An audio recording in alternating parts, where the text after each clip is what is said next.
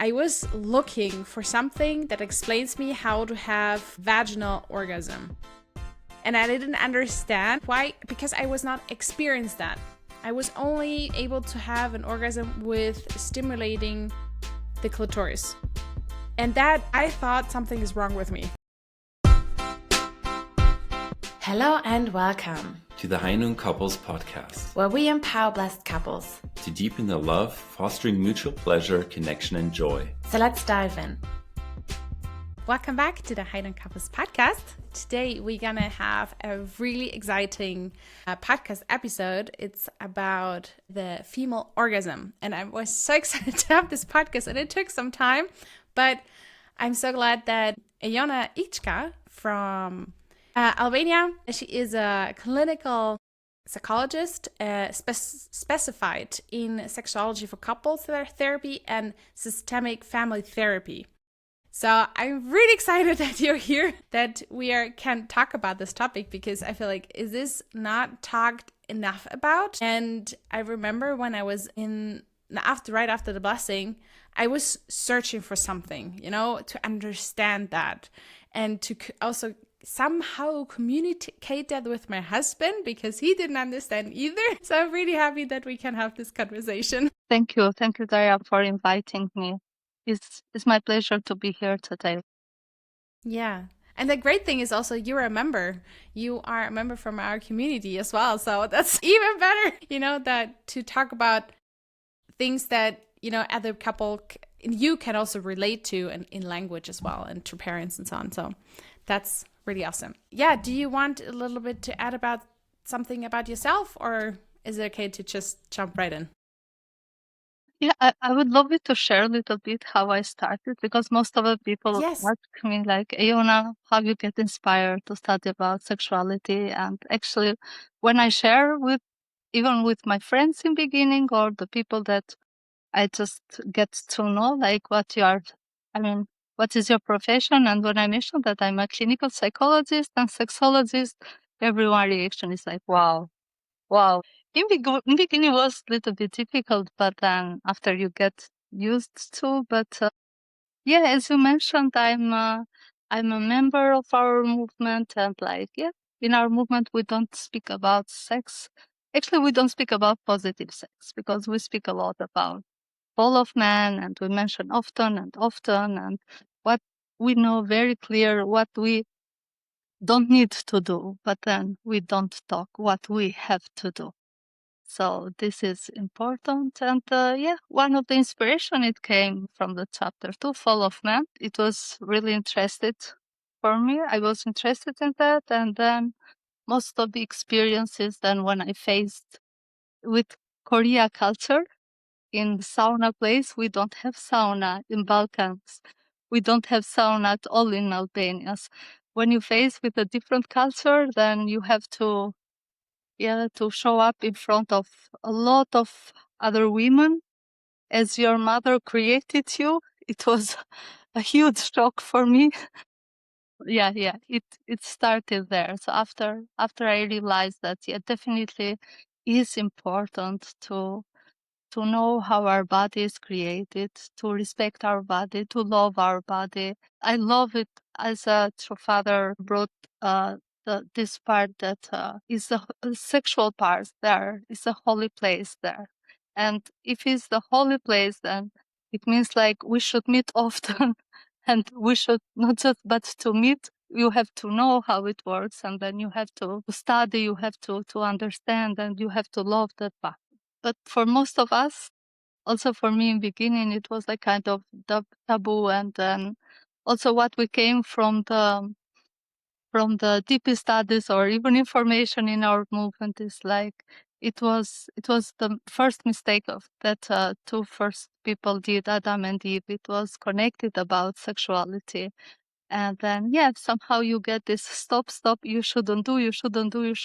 And then we don't speak so much because of our tradition, but also we added this original sin that we speak often. So I started to study little by little. I started to love, to understand, and to understand that is so important. That part is so important to be understood and to be even used in the right way, to have the right feedback. Yeah, you said that so nicely that it is, I think it became better with viewing sex as something more holy, and that's something, you know, in growing up not to do, you know, as one of the big three no's, and now talking or be more openly about it. And I think High Noon helps with that a lot. And yeah, I think there are also quite a few members that are more and more open, and Yeah.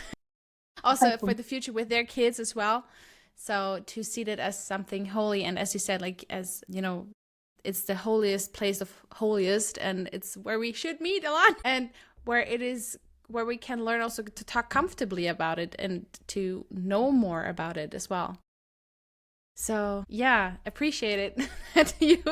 Now it came as a flashback to me that Ajuma ladies in the entrance of sauna. So I was keeping a towel to cover my parts, and then they took the towel, and it looks like they took all the protection to me. So it was huge trauma. But then I'm so grateful to that moment because it changed my life, and I'm trying to change the life of a lot of other sisters and women with whom I work. It's amazing. All right, so I mean, this is already kind of a start into the conversation, is that we are often not talking so much about, I mean, maybe sex more, but not so much about the pleasure, about orgasm. And between men and women, it's like the worlds between, you know, experiencing that.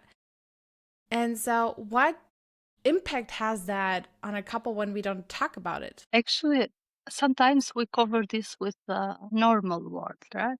We use this, it's normal between couples. I mean, through my experience in the clinic is that they come with a question, is normal this or not? Because we don't talk with each other about pleasure, or somehow, yeah, we are involving in intercourse and we are involving in the sexual relationship, but then we don't talk so much about sex. Is this normal or not? What is normal then? It's difficult to find. I don't know if someone found it, the meaning of is normal or not, because it's every one of us is composed differently. We are built differently. Even then, starting from the food that we eat, I don't think, or I don't can be very rare if in a couple both partners like the same food or like same fruits or like the same way of like wearing clothes, etc. So it's same even in the language of in the bed or in the sexual relationship. But then what we do about food, we speak with each other that I like this and I don't like this, or like we share freely what we prefer and what we don't prefer. But when it comes to the bed language and or about like communication in sexuality, then it's totally different. We don't talk much. And this for three reasons, I guess, because it's changed from the country to country, from the culture to culture. First, we don't share about that because we don't know even ourselves. Because most of us, I mean, we are coming from cultures that is shame if you study your body, or is shame if you try to understand how your sexuality function, etc. So we have limit of information about even our anatomy, how we are built, our sexual organs are built. So since we have this lack of information, then most of time there is lack of interest, and then even we don't study much, we don't explore much, and then if I don't know for myself, how I can explain to my husband then this what I like or what I don't like. So this is same from the both part. And then second is because that I mentioned is in our culture that some of the culture, for example, I know the Nordic countries are very open in the part of sexuality. They feel free to share. And then actually even from the statistics, they are very good ranking that they don't have so much crimes related to the sexuality. And there is opposite in the countries that there is no spoken about sexuality or explorer, there the level of crime is very high. And then, so it's about culture. And then the third one is about somehow we stuck just in the some way of consuming our sexual relationship that we are not curious to study what our partner is liking or if our partner is enjoying this part or is not enjoying. And then most of the time we do pressure on that. We have two kinds of pressure. First, we put pressure in ourselves about orgasm. Okay, is this my reaction normal or not? I'm liking this part or not? Or how I can explain to my partner if I like or if I don't like. And then it's also from the part of the partner. Sometimes they have pressure in themselves that what should I do? What kind of performance should I do so my partner can get pleasure first? Like I'm good enough or I'm not good enough. I'm doing the right performance or sometimes they do question if my partner is liking this or not. She's not reaching orgasm. Maybe it's my fault or she's not concentrated. But all this conversation, it happened in our heads. It's not happening for real. Because if it will happen for real, like that the couple can create that kind of atmosphere, like they can speak freely to each other, then all this pressure will come up and then they will feel more relaxed and they will feel more understood with each other and they can freely can share like what I like or for example, women can mention that, oh, I like more. What can you repeat the same? Can you repeat the same movement that you did before? Or I love the compliment that you give me before. Or it can be same from the other partner. So it's very important communication in this stage. So the first step is communication. The most important organ in our body is not our vagina or our penis. Is brain.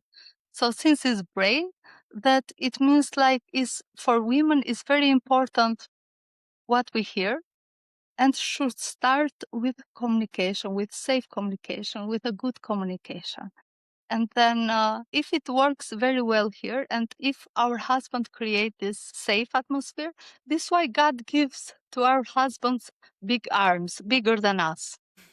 Because hey man, use it that arms. Use it to embrace your partner. Use it to create a safer place. Use it to give some warmth. Use it to give some love there and even some kindness and try to give some like to be creative, give some compliments, but then to make it this state, first you should know your partner. And then to know the partner is for communication. You can go with another question. Yeah, sure. I mean, it basically answered already my other questions I had, which is great.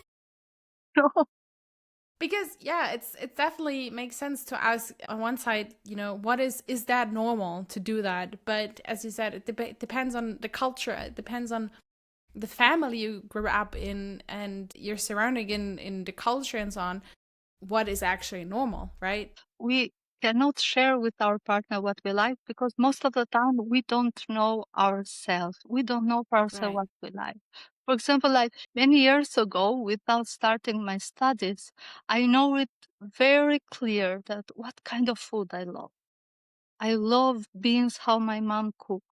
And then I love apple pie and I love ice cream, vanilla ice cream. So I know very clear. And I love what kind of colors is good for me or what to wear. But when it comes to the sexuality, then it's like our culture is very patriarchal and we have a lot of myths connected to the sexuality, which means like if you see yourself naked in front of the mirror, then you are going to be crazy. So you shouldn't do that. And then, but if you never saw how is built your vagina, then how you will understand? Then, if you don't know the anatomy, then how you will understand how it works? How you will understand like what you like or what you don't like? You like to be touched more, or you would like to be kissed more, or like you never know if you don't explore by yourself and if you don't study yourself. And then what is the problem if we say that is the holy place there? Then it's like is all the organs in our body, they have an important role. Our eyes, our mouth. So even our sexual organs, they have important role. And what true parents explained is like love. We cannot experience love without our sexual organs. life, we cannot have life without involving our sexual organs and blood lineage. So are these three more important things? And these three more important things, they're strongly connected with our sexuality. So it's not like we are focused in the shame. It's not shame. Actually, it's our holy place that we have to take care. But how I can take care if I don't know how it's built or how it works, or if I don't take the right information? And what is mostly is like what we do. We try to take information not in professional way, because now it started little by little. All this information that we received, it was before from social media or it was from movies. Which actually what they show up there is not realistic. They are doing for commerce there. So then we start to compare ourselves. But all the female body is beautiful. Oh my God, it's beautiful. It's composed in a beautiful way. All the shapes are beautiful. But first, we have to accept this.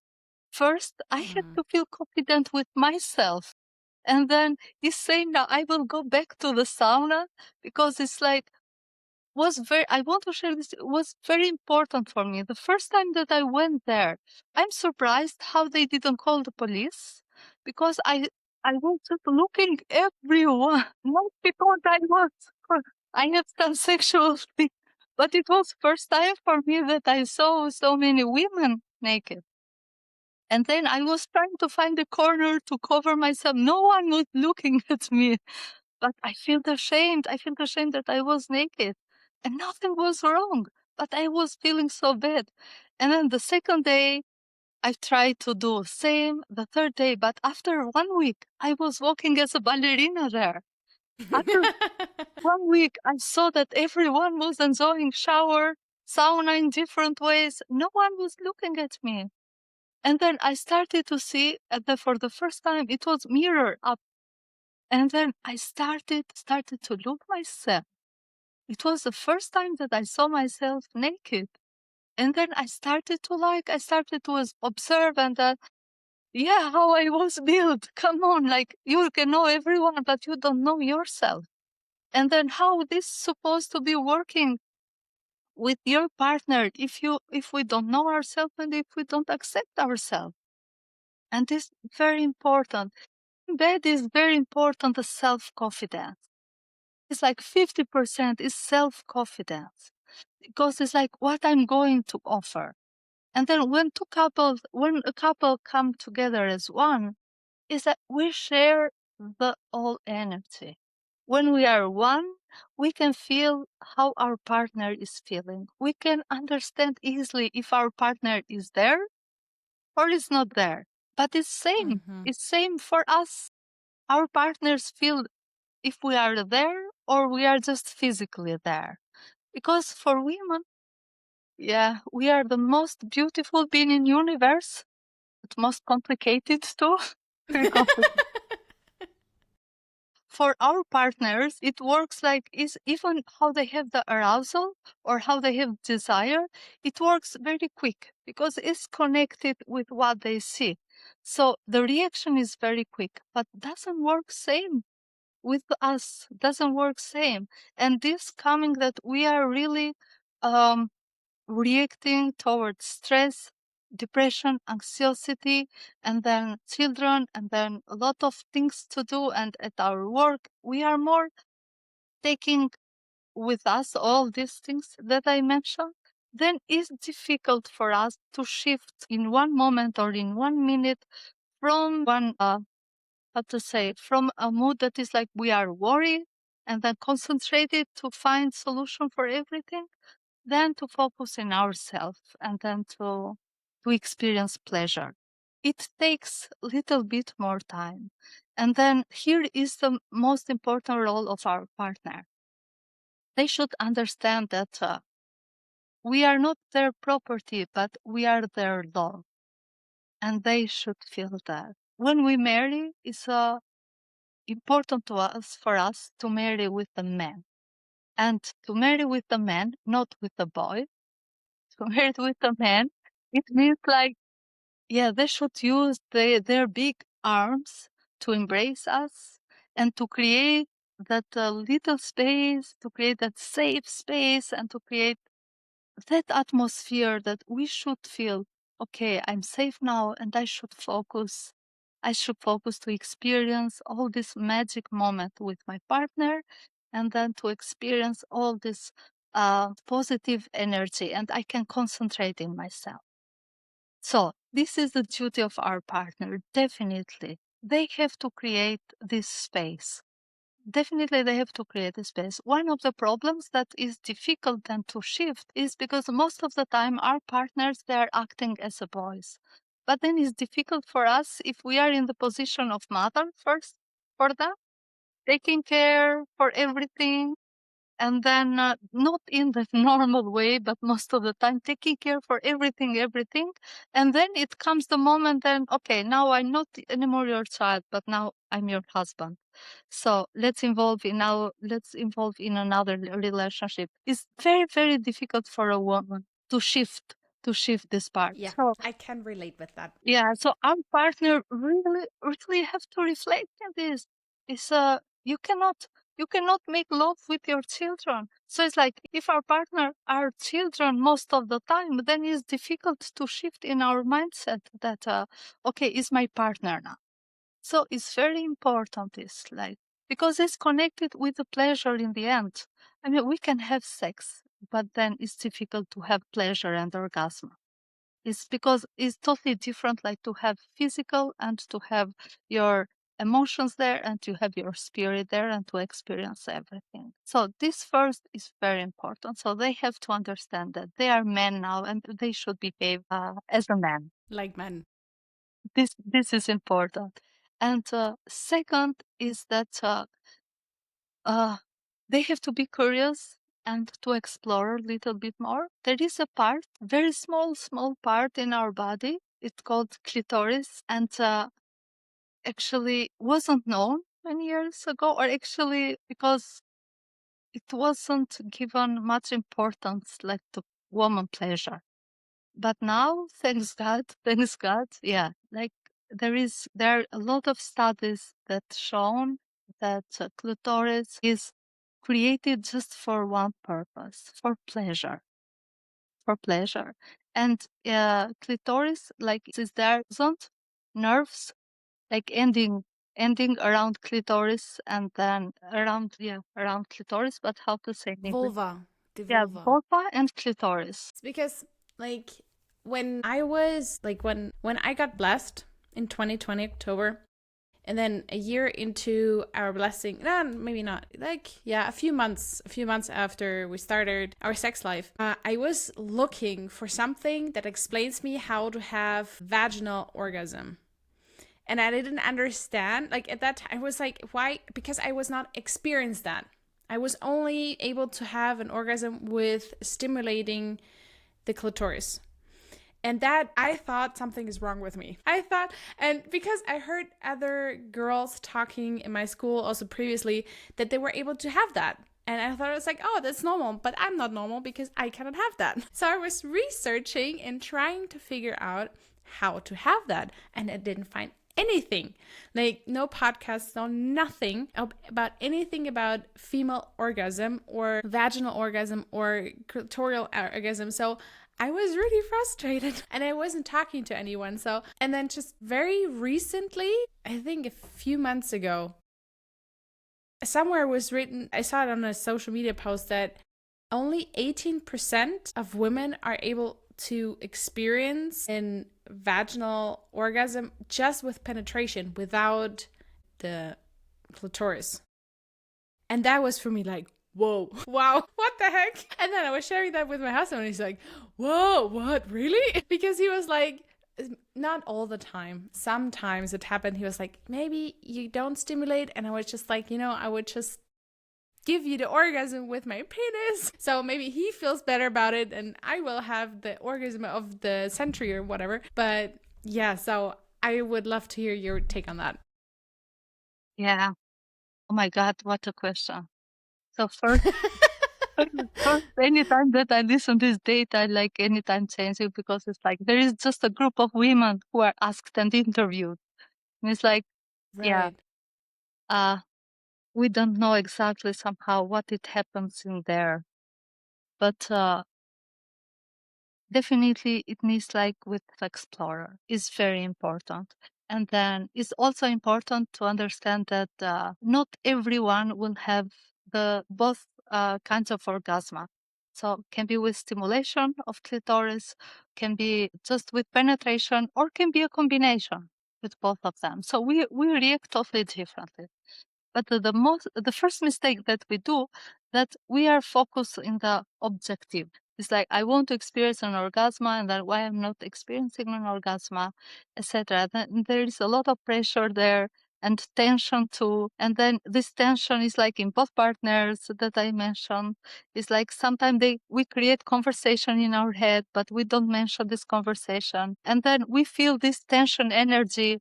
We don't communicate, but our bodies feel, and then we transmit to each other since we are connected. Then we know that something is going on there, but then how to ask and how to understand what is happening in the other side. So in this point, it's like we never should focus in the end. What it comes, it comes. Not all intercourse is going to finish with orgasm. It's totally fine. It's important that we enjoy the sexual relationship. Sometimes we will experience maybe even 2 or 3 orgasms at the same time, but sometimes we'll not experience the orgasm. Sometimes it helps just with stimulation, and then it's okay if one of the women is like experience orgasm just with the stimulation of clitoris. Doesn't matter if the intercourse is very good, still it needed the stimulation. That is okay. The couple can enjoy all the intercourse, all the intimacy there, and they can help each other. Actually, here the partner can help the other partner can help how to reach orgasm. But it's important, and this shouldn't be tension there. Shouldn't be tension, because when there is tension there, then we have questions, and then it's not good if that questions reminds us in our head. And then because we're trying to explain, we have a lot of explanation, but none of them is the right explanation. So it's very important to not focus like, okay, today I want to have this orgasm, then good luck with that. But then all the time, and like from the cases that we are working in the clinic, not just the cases that I work with, even with the colleagues because when we have a case, very interesting cases, for example, we share with each other for sure, keeping the privacy, like the names, and then we share the case and to understand. So definitely, like from all the experts, they share that focus to enjoy, and focus to create that safe atmosphere, that both of you are free to speak and to share what you like and what you don't like. When is enough, or when, please also to ask, like, please, can you stimulate me more? Or like, I like more this part. And then I like when you kiss, I like the part that you keep me in your arms. And then after that, everything should come smoothly. And then when this kind of atmosphere is created, everything is possible. Everything is possible. But even though, as you mentioned the data, yes, it's true. There are women that they don't experience at all orgasm, but they enjoy. They enjoy sexual relationship. There are women that experience multiple orgasm. There are women that experience orgasm just by stimulating the clitoris, or like combination penetration and the stimulation. So it depends. All of us, we are different. And then I don't know, maybe can be some lucky women who experience all of that. But yeah, it's totally fine, even if we experience in different ways orgasm. And this can be built, maybe if not in the first year or the second year, who knows, like that is going to come. But it's very important from both partners to explore, and our partner should be very attention, and also should be focused and should be interested even from the reaction of our body, because somehow is not enjoying same, like if he brings a chocolate to you, or when you are asking, can you bring me a chocolate, so it's not enjoying same. So it's very important for our partner to observe every movement or every reaction of our face or every reaction of our body what we like, where we like, how we like. So this is their job. Definitely is their job. But also from our side is important that to shift, because it's very difficult. Like most of the women or most of the partners, when they come as a couple, the partner said that, it's like, I feel that she's not there. I feel that she's not there. And then when she's not there, I have a lot of question in my head, what she's thinking. Is she like it or not? Why she's not liking? Etc., etc. And sometimes can come different question, which can really bring a low self-esteem from the both sides. And then this is one of the reasons why men also they have like problem with erection when they doubt or they feel insecure. Most of the time they also feel insecure, why I'm not helping my partner to reach orgasm. Maybe she is not liking, I'm not good enough, I'm not doing enough. And then this why I mentioned before, it's not good if we have keep our thoughts just for ourselves. It's good to create a very strong communication, because it starts from there. Come on, if we feel comfortable to share everything with our partners, like I like, when you touch my clitoris in this way, or even to feel like confident in the way how we're saying, or I like the penetration should be more, can you be more slow, or can you be more fast, etc. Is like depends on the way how everyone like, but then it's important to feel confident and to feel free to say to feel free to say this, then we have to explore ourselves first. It's our duty to know, also to explore and to know ourselves. When you say explore ourselves, do you mean solo or with the partner together? It's important at least to know anatomy, how we are built even before for our marriage. And it's important because this is not connected just with sexuality. It's like we have to know all the centimeters of our body, how we are created. But it's important also to be to explore in the couple. And then to explore in the couple is when we are a couple, because it's it can come that it's same like if that we discover new things from ourselves, even for our partner, like every day. I have 25 years marriage, and then sometimes I'm surprised myself with some reaction. I mean, can be for different things, with some reaction, and then can be surprised, like how for sure my partner is surprised, Ejona, from where this came, but also sometimes I'm surprised too, like how this is happening. But then it's same. I mean, we cannot explore just, for example, 1 month or 2 months. New things will come the second year. New things will come after 5 years, because since our body is changing and our relationship is maturing, like new things will come. So it's good if we explore.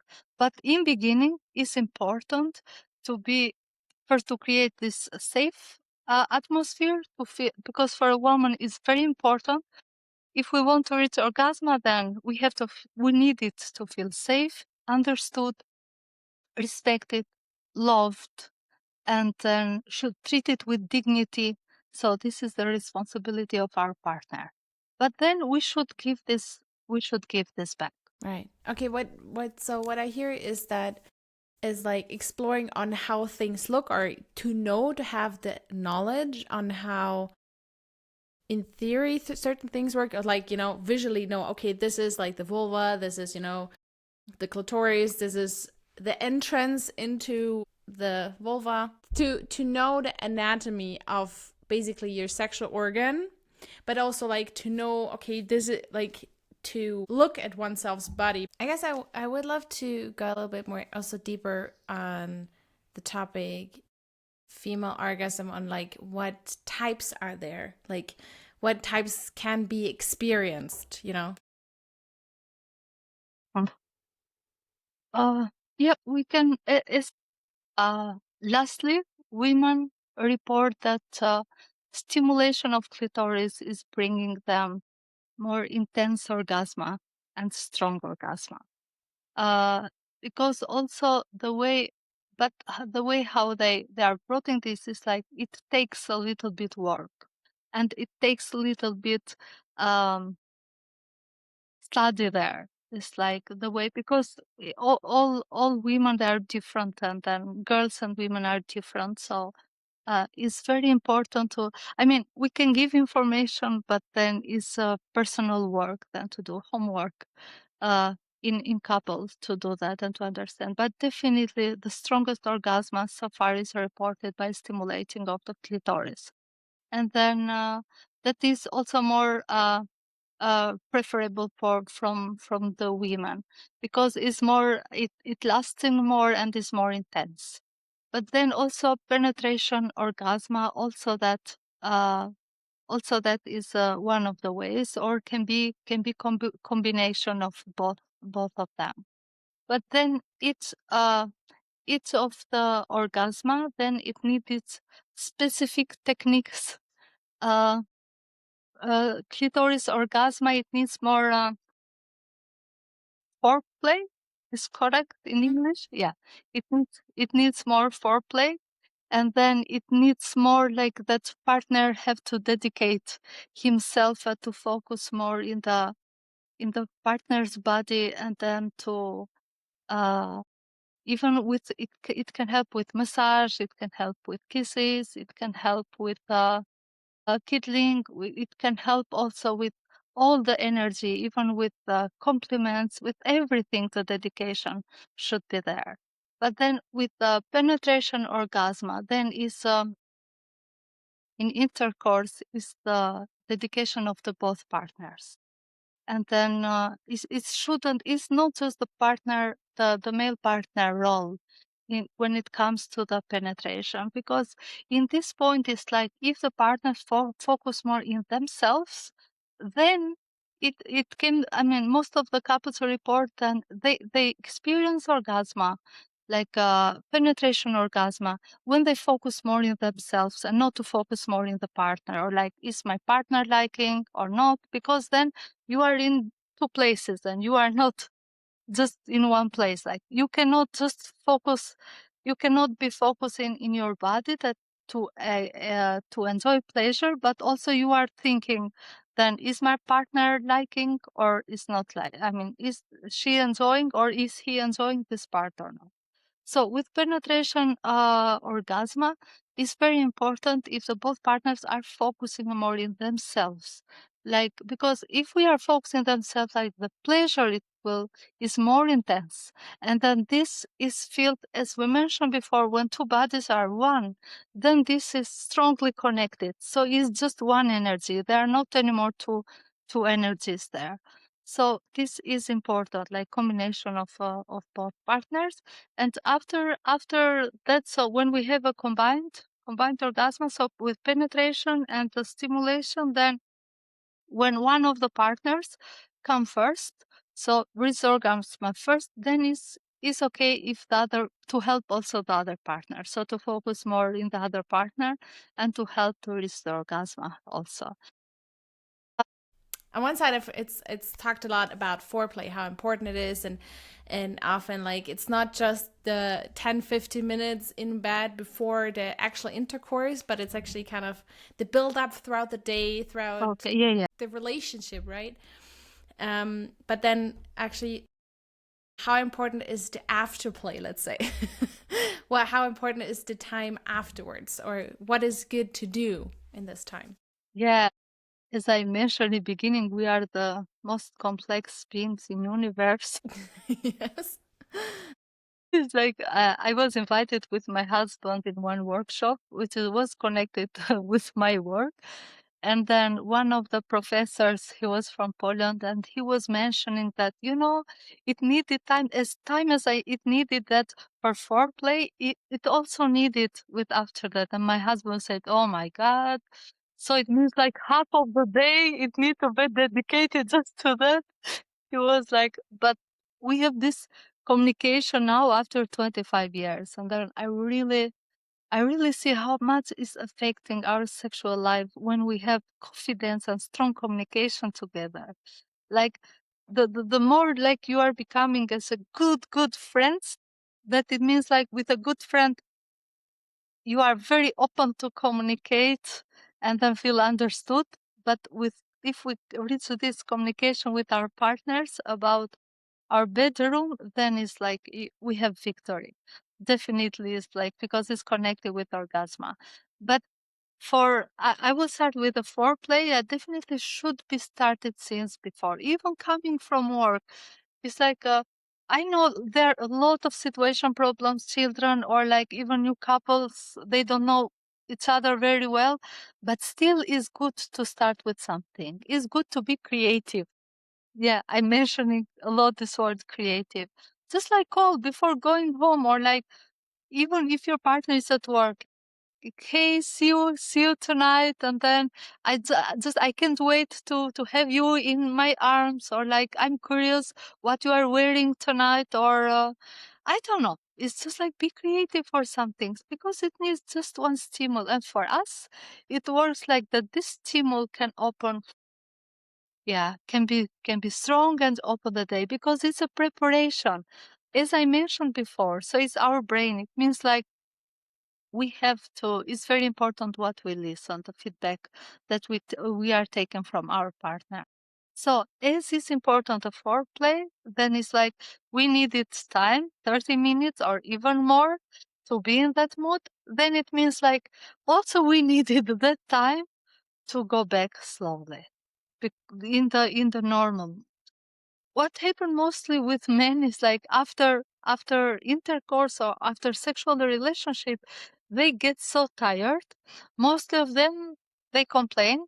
Even when they come in clinic as a couple, say, I do most of the work, it's not easy. So for sure, that's why I'm getting tired and then I want to sleep. Or some of them say like, I can't control. I feel so relaxed after a very good sexual like an intercourse, so I feel relaxed and I feel tired and happy. I want just to sleep. I can't control. But most of the women, they report that they feel that they feel alone. They feel uh, they feel that not appreciated enough, or they guess it was good. Did they like it?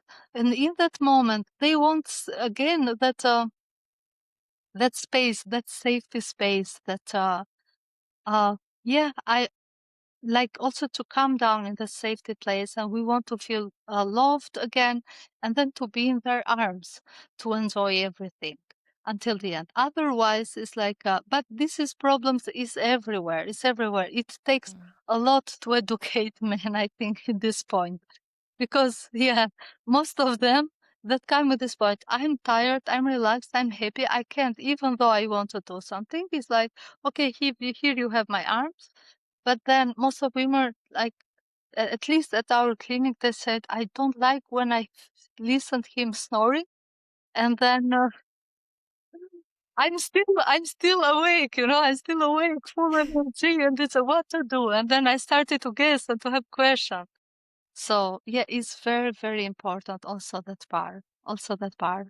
So it comes to the point. God, hey, man, God give you big arms and bigger than women, so use it, these arms, before sexual relationship and after sexual relationship.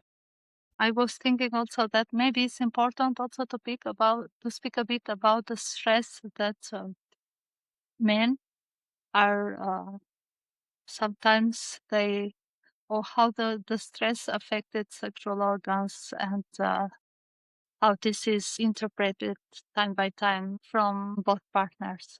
Because most of the cases that we have in our clinic is because of that. Is it specifically mostly because of men, because of No, it's their like because it's I mean everyone. I mean today life is very stressful, and a lot of things are going there. So the first organs in our body who react after we experience stress, or we have a stress moment or stress situation, they're our sexual organs. I mean, for sure, because you have to be in a good mood so they can reciprocate. So have sense. And then, yeah, there are a few couples that recently have what they brought in their sessions is that somehow their communication is getting weak and weak because the partner is doubting if this low response is because of the partner, is because of the let's say performance, and then not being realistic and thinking that this is actually because what they are going through, the situation in the life. And also, I don't know how is in a, if we can speak also about the size of sexual organs. For example, one of the things that my students want to discuss is because like a lot of young men, like during their adolescence, they are worried about their size because what they see, actually what they face with social media, etc. But then it's important to to be aware that in the sexual relationship, the size is not matter at all. And according to evidence, according to studies, like women, they report that it's more important performance, it's more important the atmosphere that is created in couple, and it's not. It's not important for most of the women the size of the sexual organ. According to what they report, is the size of sexual organ is not affecting the pleasure that they are receiving during the sexual relationship or intercourse. Yeah, wow, that's I think it's very good to hear for quite a few men that didn't have to worry about that, and that other things are actually way more important, as you said. Like it's creating the safety, the atmosphere.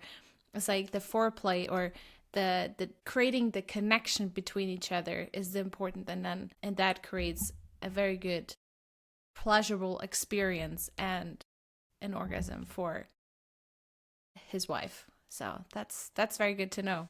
I guess one other thing that is really came to my mind is that a lot of women don't have such a reactive libido. So when the husband comes, it's like, I feel like very sexy today. And I feel like I really want to, go and jump into the bedroom. And that is not very, arousal. But that a lot of women, and I see that also in myself. I mean, it depends, I guess, also a little bit on the cycle, where I'm at in my cycle, but being more responsive, having a responsive desire, that when, of course, on one side, having this foreplay time to create this connection, but as soon we're properly in bed and touching each other, that then actually, I feel like it. I am wanting that. But before, like, in half an hour earlier or something, I was like, my mind was completely somewhere else, Yeah, thank you for bringing this this point, because it's very important to know that we don't have just one model how we respond, or how we respond sexually. So there are different models how we respond, and then it can be stirred. I mean, we can feel first aroused, and then we ask from our partners.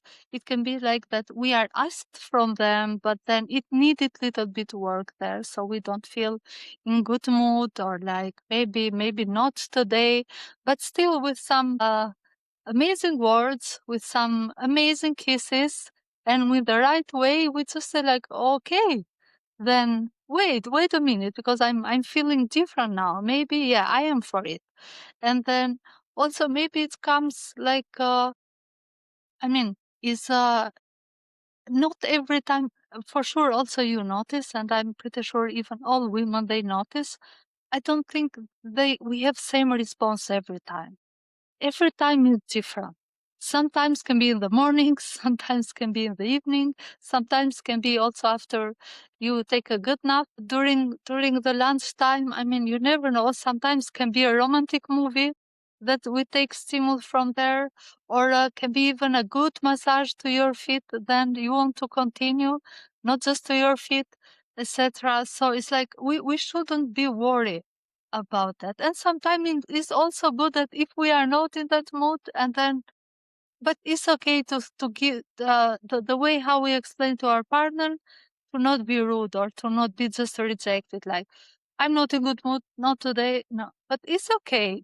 Do little bit effort, give few kisses, and then embrace, say sorry, I don't feel in the good mood today? Can we just stay? I would love to stay in your arms, but I'm not for more. Just to find the right way, and it's totally fine. That sometimes is so I'm taking often this example of food because sometimes even when you have the loved food in front of you, sometimes you don't feel in the mood that, okay, I want to eat or I want to eat more. So no pressure there. Is no pressure there. But it's good to understand that to not be mixed up with laziness. This is very important to be understood, because most of the women sometimes we are just in that comfortable state, etc., and then we just are lazy, and then our partner is already aroused because we explained before that it's more easy for them, and then the response is very quick. But for us, it takes time, and then most of women is like they totally messed up with laziness. Then they say, oh, no, today I'm not in good mood. But then, sorry, if we are married, the only thing that we do with our partner that we don't do with anyone else is sexual relationship. So we can have amazing friends, we have amazing family, like we have our father, mother, sister, brother, we have cousins, etc. So all the world is full of people, loved people for us, but we choose just one person to share our intimacy, sexuality, our dream to create our own family. So there is a responsibility there. So most of the women, what they do is like they mixed up this with laziness. Please, this shouldn't be happen. Or something else that is coming up most of the times is because of like they report, okay, she stopped caring for herself, or is is not anymore the same reaction as before, or is it looks like is not interested anymore as before. So there are a few issues here. First, if we face this like that, we don't feel aroused often, that we don't have this desire, we don't have desire to get involved in the sexual relationship, just go and do some analysis, check your hormones, because you never know. It's like sometimes can happen that like the hormones are not in the right level. So we have fatigue, we feel depressed, or sometimes even anxiety, or there are other situation or other issues that also is appearing this symptom of like that we don't have desire and we don't feel aroused. So it's good if we check this point.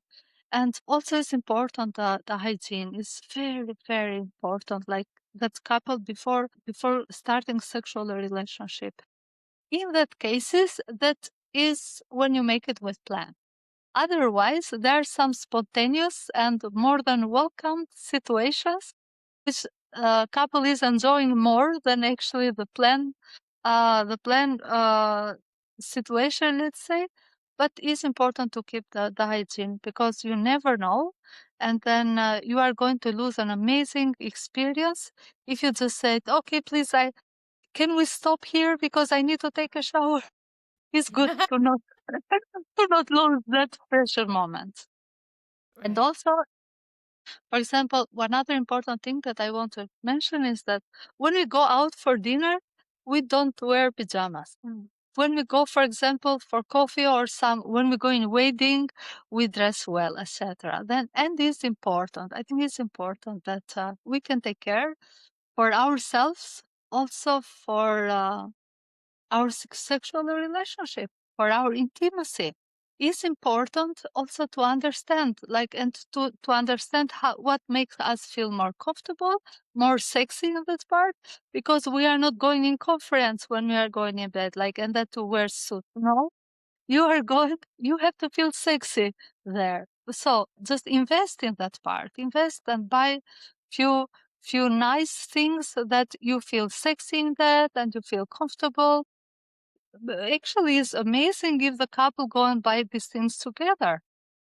So also to explore what makes them more inspired, or what they like more, or it's important to invest in everything, because most of the time we just take for granted, like, okay, let's have sex, then so no, it's important, like if your husband like some particular way, like of how he would love you to wear, why to not do that? Or like, for sure, it's like also the other partner feel comfortable in that part. So they always should have the consent for everything. So they have to agree in everything.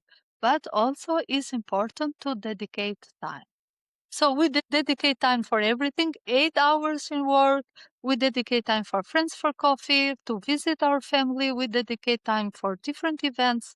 It's like, this is the only relationship we have sex in, and we have this connection, like this kind of intimate connection, to take actually really the time for that. And yeah, it's sometimes a little bit challenging. We don't have kids yet, but sometimes even now the schedule like it's sometimes still hard. And I was like, okay, I don't know how it's going to be when we have kids, but Yeah, I have our apartment is small, and sometimes we end up like, let's meet in 3 a.m. in the somewhere. Or no, then next morning, like, I waited for you. Why you didn't come? It's like, sometimes it gets even funny, you know? Or, but then the intimacy is making more stronger. In different states, the different situation will come up. But then I'm going again to the point of conversation, conversation. The communication is very, very important, because if there is no barrier there, then both of them will feel comfortable to speak for everything, for every issue, for every thought, and then they will face and they will find a way together. I think this is, I would love to, one of my last questions is like, how can a couple really learn properly to communicate well about their sexual needs, about sexuality, and about everything, you know? Because I feel like for some it's very easy, you know, more about their emotions, stuff. I think it's like the first level to learn that. And then about talking about sex is much deeper, because also there might be a lot of shame, or it's like, you know, this feeling, as you said in the beginning, I'm not sure if that is normal, you know, to want that or feel that. Yeah. So for the people who it's more difficult, I really will suggest 1 or 2 sessions counseling, just to find a professionist and to speak about that. Because we are not born and then, okay, we are born today and we get married. So we come with a lot of traumas inherited from our ancestors, from our childhood, from, different relationships with the parents, with siblings, with friends. So there is a lot of issues there. So it's very, very important if we work with ourselves, with our issues, with our traumas, even before creating our own family, to understand ourselves better, to listen to ourselves. What happened with trauma is everything in our head, and there is tension, pressures there. But when we speak out, doesn't matter even if the professionist is helping you or not, but you are starting to listen to yourself for the first time, and then the pressure also go down. So I really will suggest, I think today everyone have the possibility for 1 session, 2 session to speak about this. From where to start, how to start, or about the shame. Okay, I feel shame about this. What is behind this feeling? You know, because a lot of things are connected. So it's good to be treated there. This is in cases when it's little bit difficult to start the communication there. But if you already have a good communication, at least for the other things, then just do the first move, even to speak about your personal trauma. But even though in these cases, I will suggest it that to the professionals first, because sometimes we don't know how to handle in couple. One of the first rules that we have in psychology, we shouldn't take in therapy our relatives, or even though we love them, etc. No, because we cannot help. We just are taking their burden. So it's same in the couple relationship. I really want to mention strongly this point, that it's important to find a good professionist or a professionist which you can share your trauma, your issues, because otherwise, if we just share with our partner, it helps, but most of the time it becomes a burden for them. Also, they don't need how to deal with. And then sometimes it becomes another issue between the couple. So today there is the possibility, maybe just 1 or 2 session counseling, and then until you also get to know some techniques how to work with yourself. And after you can do this, then you can share with your partner. So there is a lot of situation because people come with a low self-esteem. Like, okay, I don't feel comfortable with my boobs. I don't feel comfortable with the size of my penis. I don't feel comfortable with my belly. I don't feel comfortable with my hair, etc. So, or sometimes even if we have some different desires, or like if we like to be kissed, or if we like to be stimulated more, like in our vulva or like clitoris, and then if we feel shame, if we didn't build this good communication with our partner, then we are not going to feel free to ask what we are liking in the bed. So this why it's important. This why I mentioned communication. Communication is important. So to create this, but anyway, this should start even for smaller things. So you cannot start even when you are going to go to the psychologist or a professionist. For sure, they will give advice like start with small things first. You cannot start to build a communication direct with the psychology needs. No, start to build a conversation for simple things about the movies that you like, about the way how, oh, can we cook the food together? Actually, the kitchen is one of the biggest stimuli for couples, actually, because when they cook Yeah. together and then it's it, so most of the couples, they reported this because for two reasons. First, because they are engaging in the small space together. And the second is because they are contributing both. And then it's important to give this message. It's important that I'm here for you. And then I want to be always together and share things together and doing together. So this is message and stimul for to continue for the other person to be involved in the sexual relationship. Yeah, I can relate with the in the kitchen at the beginning of our blessing. Or like I don't know how. Not in this apartment now. Why, like we were like in our first apartment, we lived together for 3 years, and my husband was like becoming very touchy in the kitchen. I was like, what the heck? What's going on? I want to cook. So I can very much relate with that, and also with the to learn to express oneself with a professional, because both of us have received coaching and mentoring and counseling, and I feel like that helped us both to really learn to name what is actually going on. And I think for me especially, it was really really really really difficult to do that. And through receiving coaching, I was actually also becoming a coach myself. I have a coaching certification. I haven't done anything with it, but just learning different techniques, being coached constantly, coaching other people, it really helped to on one side also to understand myself, and also seeing on his side like certain hints and when there are certain expression in his face or with his toning, I was like, there is something up behind it, there's something more, and understanding, oh, okay, I can ask, what is this all about? Do you want to share more? And that was really really helpful for both of us, for our relationship, on being able to communicate on, let's say, superficial level or like kind of friendly level, but then also being able to go really deep, and then also when our sexual relation started to go also deep there. And that, yeah, so I definitely agree in that matter. That is really helpful.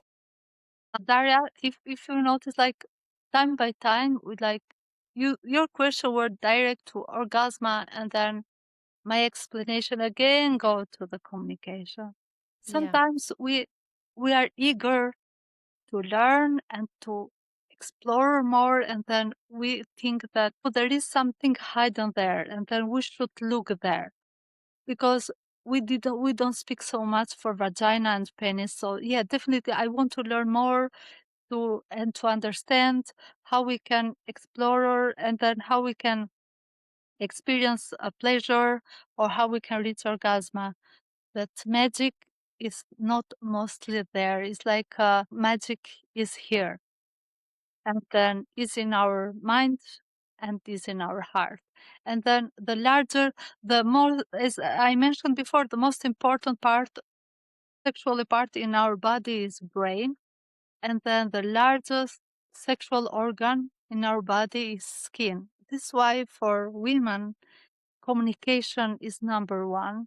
So this is why we need to, the first stimulus should be listened, and then we like hugs, and then we like kisses, because the biggest sexual organ is our skin. And then it can end it up in the sexual organ like vagina, penis, or intercourse. So I think we are looking in the wrong places sometimes to reach the biggest pleasure and to reach our orgasms. For sure, it needs stimul, but if we are in the sad mood, doesn't matter if we stimulate our clitoris or if we do intercourse, etc. Still, is like if we are not in good mood, we never can get there. This is why, like, communication is very important. Explorer is important, not just in sexual parts, but also here. What are our myths? What are our fears? What is shame for us? And then why I cannot feel confident with myself, how I can work with myself, how to accept myself, how to appreciate myself, because energy is filled from the other partner too.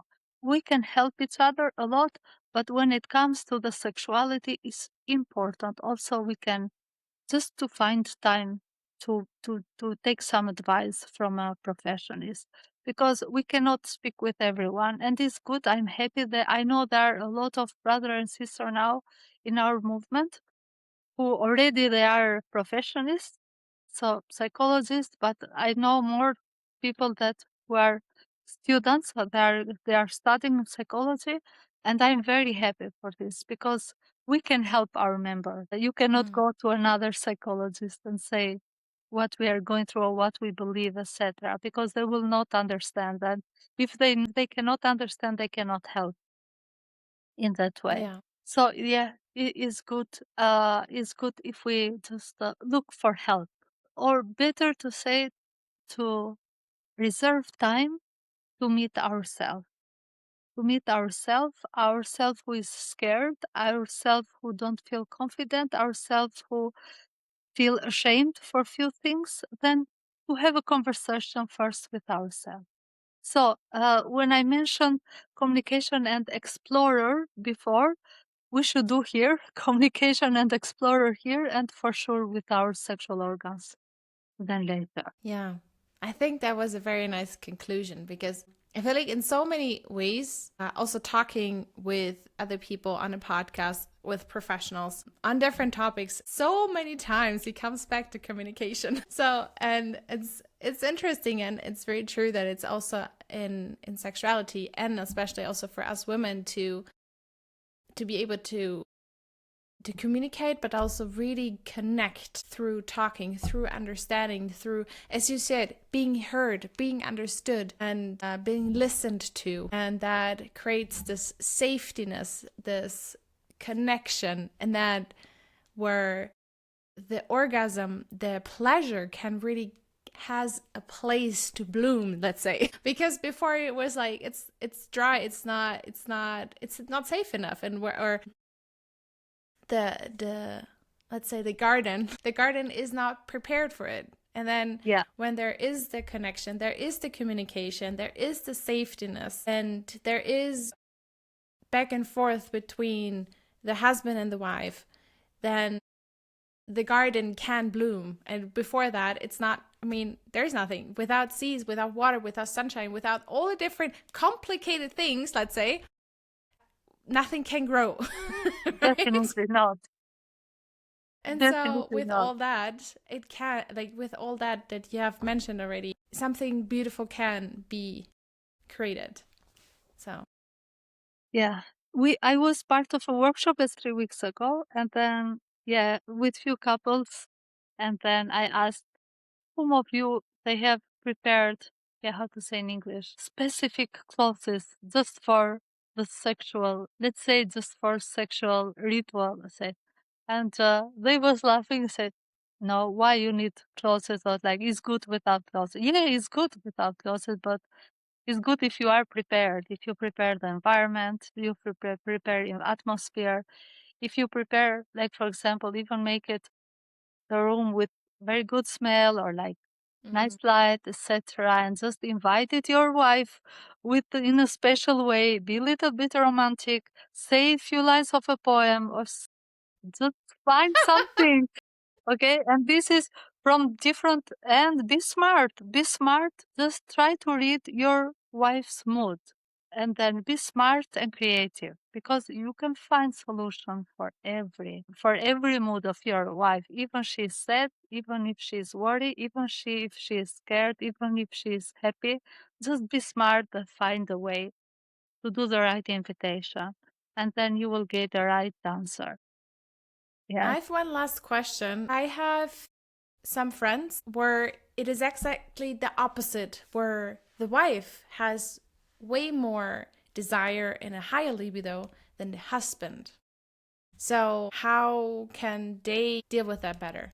Yeah, it's totally normal, Daria. It's same sometimes, like in couple, one of the partners eat more and one eat less. It's important if they communicate, and then they should find a middle point. Or if it's too much, then it's to worry. It's good if you can recommend to her, for example, to do a session and to understand if because sometimes hormones can do a lot of playing there, as they do that when we have less desire, is same when we have a high level of desire. So it's good to understand from where comes, or is totally normal. And if it's normal, then couples should find a middle point where they can have a conversation, and where they can agree how they will face this situation. I mean, I don't want to call situation. I wish that both partners to have the high level of desire,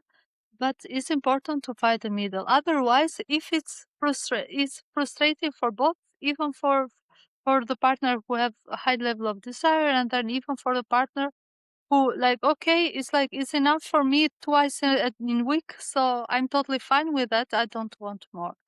But then, yeah, they can find. I'm pretty sure even if they go to a professionist, they will find the right solution, because there is solution also for that. But always should be find something that both of them can be happy, and they are okay to continue with that. Like finding a good compromise. Definitely, it's important. It's always important, because this is not just in this case, but in all cases. There are partners who think like, oh, just once in 2 weeks is totally fine for me. Or there are people who are asexual. So asexual, it means like I can be happy with everything that I have and I don't need sex. I'm totally happy and okay with that. But then why you don't be involved, don't apply for blessing, and don't be married there. Otherwise, where is the point? So if we agree that we want to create a family, then as we agree for everything, like we share responsibilities for everything, then we have to agree even about the sexuality, like to find a consensus about everything. All right. Wow. Okay. Yeah, it was a very nice conversation, Ejona. It was really nice to have this conversation to understand, like, basically going back to basics on, talking and sharing and having a good conversation, creating an intimacy and connection. And with that, everything else basically is not maybe done, but can be worked with, right? At least this is what I understood. Definitely can be worked with. Yeah. So, yeah, thank you so much for agreeing on coming to the podcast. So, yeah, thank you so much for your time. Thank you, And Daria. hope to see you sometimes in real person and have some more conversation. Yeah, hopefully. All right. Thank you so Okay, much. thank you. All Take the care. best. Thank Bye. you. Bye.